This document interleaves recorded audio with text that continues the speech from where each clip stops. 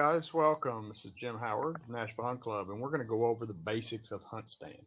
So we're going to cover 3 or 4 things that I think are important for you to have access to and to get you off to a good start.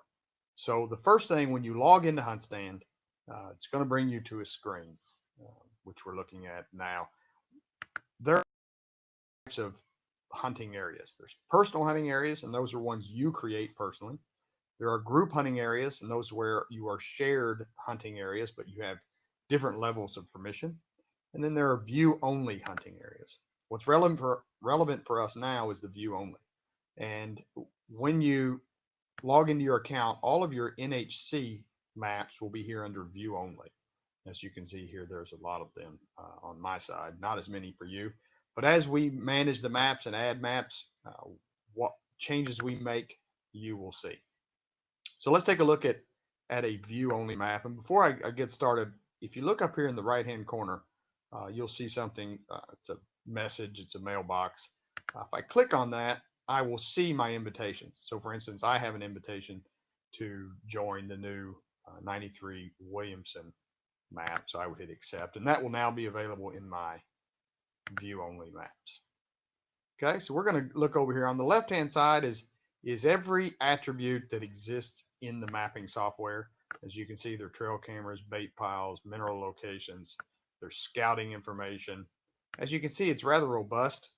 For us now, what you can do is you can take items off, and as you go down and unselect them, they begin to remove themselves from the map.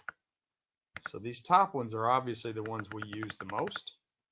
Trail camera, bait pile, on and on and on, right? Those are the actual points. This is the property with no stands mapped, no rubs, just basically base level. I can clear that, filter, bring everything back on. Can also filter from date and time, and that will become important as we go through time. As we put rubs and scrapes on, you can filter those to see what was from 2016, what was 17, etc. There's also this map features list, which is where you actually see a list of everything on here. Again, you won't really use much of this. The filters will be about all you use. You can also come down here on the bottom and check to activate property boundaries. When I select that, I can see the actual boundaries as recorded on the state and local databases. Okay, I'll get this out of the way. This is my map. Over here on the right hand side, as you'll see, this is a view only map. So if I try to modify something, it really won't allow me to do anything. Again, you can use measurements, which is the front. So I would know that the distance of this road, if for some reason I wanted to know it, is 429 meters. I can see elevation changes. I can really explore the property without actually driving out and being on it. As we move through here, this up in the right hand corner, you can select a base layer. I can see terrain, street, satellite, hybrid. There are different types of maps. So I get an idea here of what the terrain looks like. Come back up and come back to the baseline terrain. Satellite. Satellite's where you're going to spend most of your time, I think. And ultimately, when you scroll down into the map,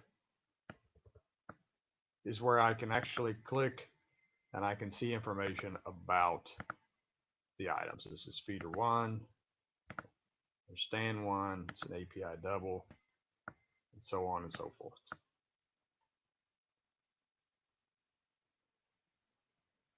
These other tabs across the top are really not relevant for us right now, and you really don't need them. So what this does is allows you to see the properties and see what's mapped. We do our best to keep this up to date, and we can go over the actual web app, the mobile application at another time. Hope you enjoyed that. Let me know if you have any questions. We are We are finished.